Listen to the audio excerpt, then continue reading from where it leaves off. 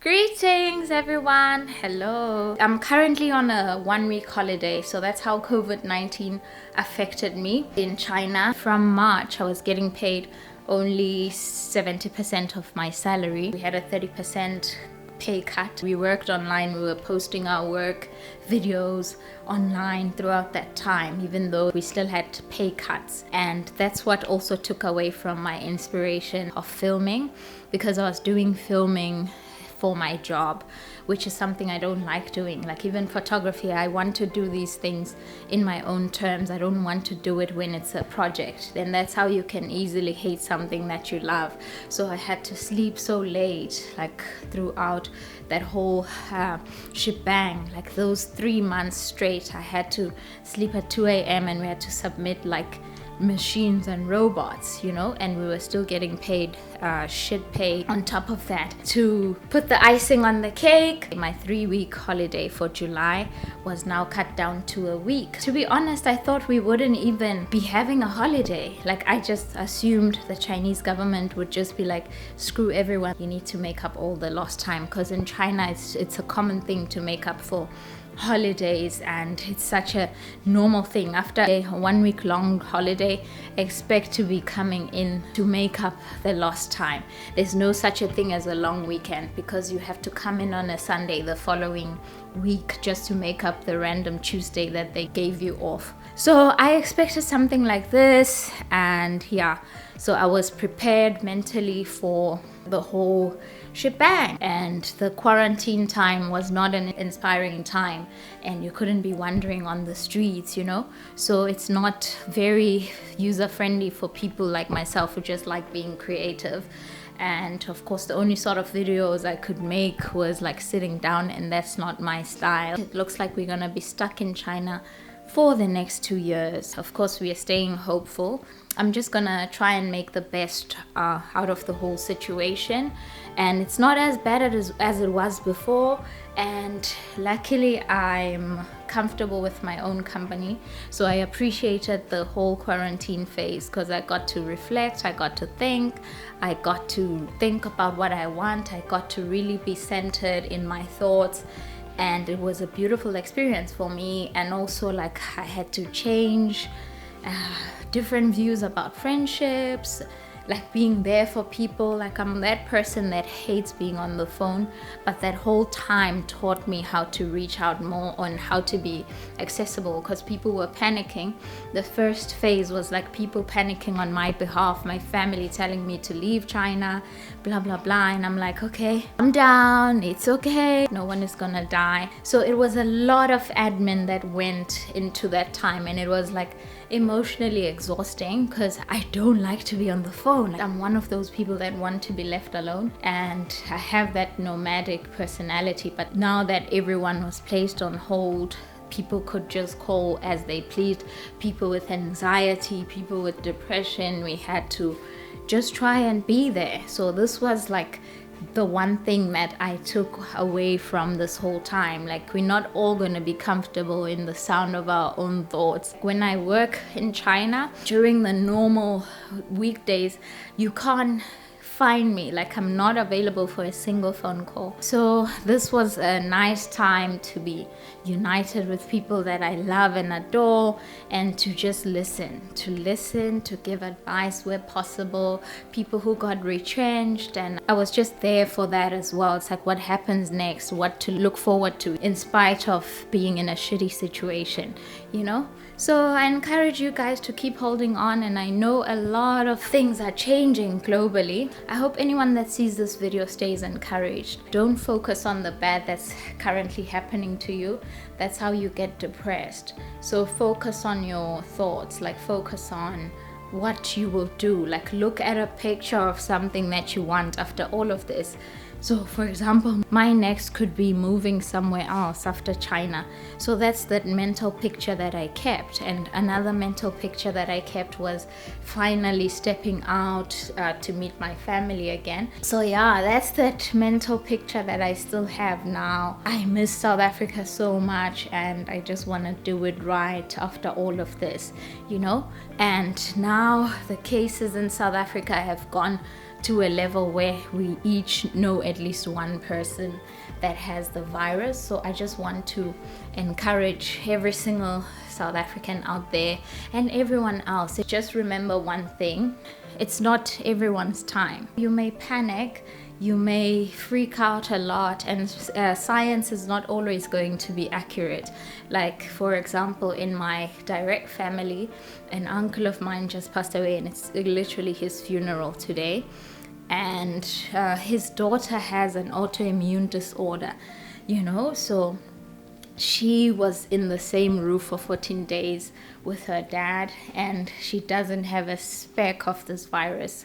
So the first thing that you shouldn't do is to be afraid. You just need to look forward to life, and that's what you get out of life. Like, I've even watched so many different things. Whatever that you believe in, if you put enough energy into whatever that you believe in, the outcome has no choice but to be whatever that you put energy into. And the second thing that I can encourage you with, when I went back to South Africa, I watched my grandmother having a heart attack, and she had gone soft, and she was literally dying in my hands, and she kept screaming my name. Every time she was waking up, she kept screaming my name and screaming my name. And the only thing I could do when this was happening, I was like, I can't save her, but I know that one thing that I believe in. And I just played this Atomic Prayer by Cindy Trim. Like, that's the prayer that I go to for every and anything. That's the prayer that covers me with everything. So I started playing that prayer, and she literally rose from the dead. But it's in the amount of how much I believed the outcome for her, So just keep your faith, whatever it is. I've seen the same thing being done in Buddhist practices, where people, there was even a research study that was done, and they were operating on a patient, these doctors, and then finally they realized that they couldn't save the person, and the only thing they could do was to command the tumor to disappear. And it's funny enough, this video was in Mandarin. They kept saying hala mela, which is this is it, it's done, this is it, it's done. And they were repeating this thing over and over again. And finally, you could see from the scan of this thing that it was disappearing, it was shrinking. So wherever you are in the world and you get to see this, believe in a miracle. Believe in a miracle.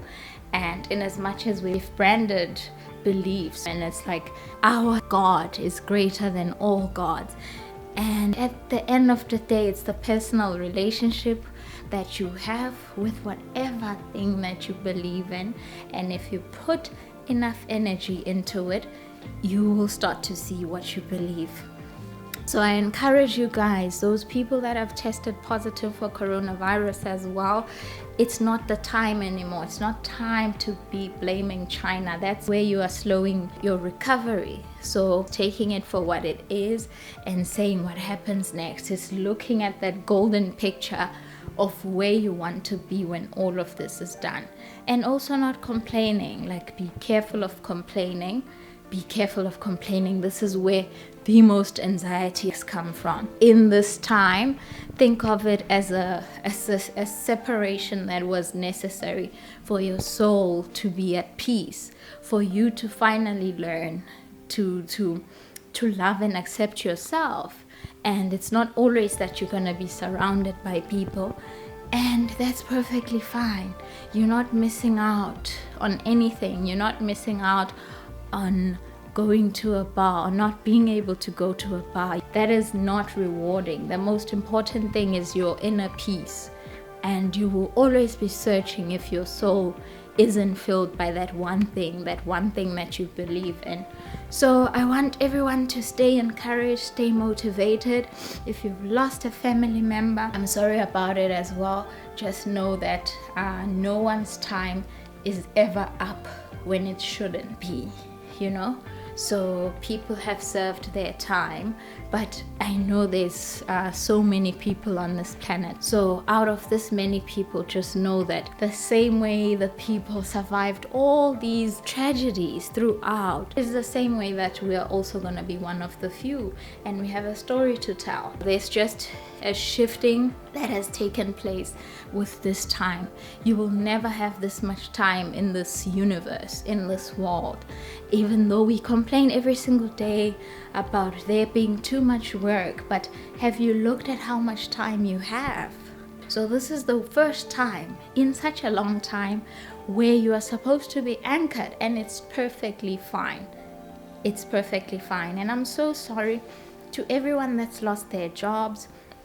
Think of it like every time something gets removed from your life, a greater thing comes. I don't know if you have been retrograding in your life, but for me, every next level has always been greater than my previous. Every time I started, my very first job was a restaurant job. I was serving tables, but the funny thing is I was only getting paid 2,000 rands, but I was so happy on that job. This was now in high school. I started working in grade 10 because I've always been a fashion lover, and my parents always said they couldn't afford to buy me the clothes that I wanted, so I wanted to buy the clothes myself. And so the following job after that was tutoring and practical demonstrating at UJ. Then that was a better scale. Now it was like up to 3,000.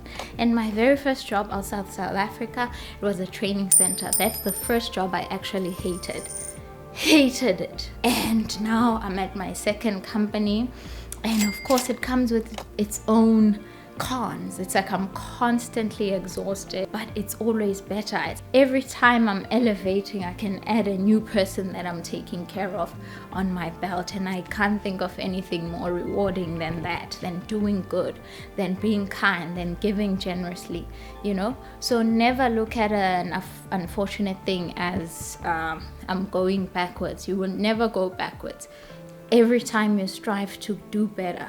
So if your previous job was paying you 15,000, let's start. Like, let me start at the realistic salary scale for millennials or for 25-year-olds. So we're looking between 7,000 and 15,000 rands. How about when this finally opens, you need to decide in your spirit. You need to decide in your faith from within. Like, you know what? I got retrenched and I was getting paid 20,000 rands. But second half, my next gig will pay me double. I will make up the losses, you know. And that's what I did for me with the 70%. And I was like, how much of it would it take for me to actually equalize from the losses I made for working with a not so great company in China? How much would it take? And it was like, pick up an extra stream of income, and I did that. So you need to physically be that aggressive yourself to be like, you know what, I was at home for 2 years, I would have been paid this much. How much do I need to do to actually make that up? And I cut out a Sunday. I work on Sundays, and there's a reason. It's like, how much can I be able to still support my family? Mostly Africans support back at home, and props to your parents if you don't have to do that.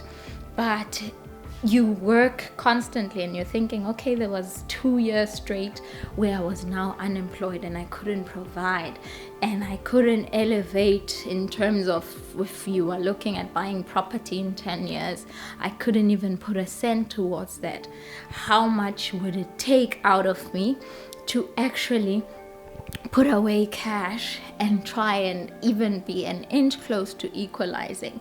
And if the answer is working double, then do it. The advantage that you have against everyone that is on the same plane as you is the fact that you are young. Don't let the rest of the world tell you that being almost 30 is old and doomed. You know, you are never too old, you are never too young. And if your body allows it, put it to work for 2 years straight. I know people who stand in a restaurant. I was one of those people. And right now, this job that I'm doing in China, I'm back to that same exhaustion. I've never stood this much in my life over a job. But the only difference is the pay scale, you know? So work yourself like a dog. Add something that you hate for a couple of minutes. It's totally okay. This is how life works. Even wealth is created like that. People who are millionaires had to work. They used the job that they hated to save enough to get themselves to the millionaire status. You don't just get handed the million. You work yourself to the bone to get to it, or let alone get yourself out of debt. So yeah, I hope you are encouraged, and bye. Check you later. Mwah.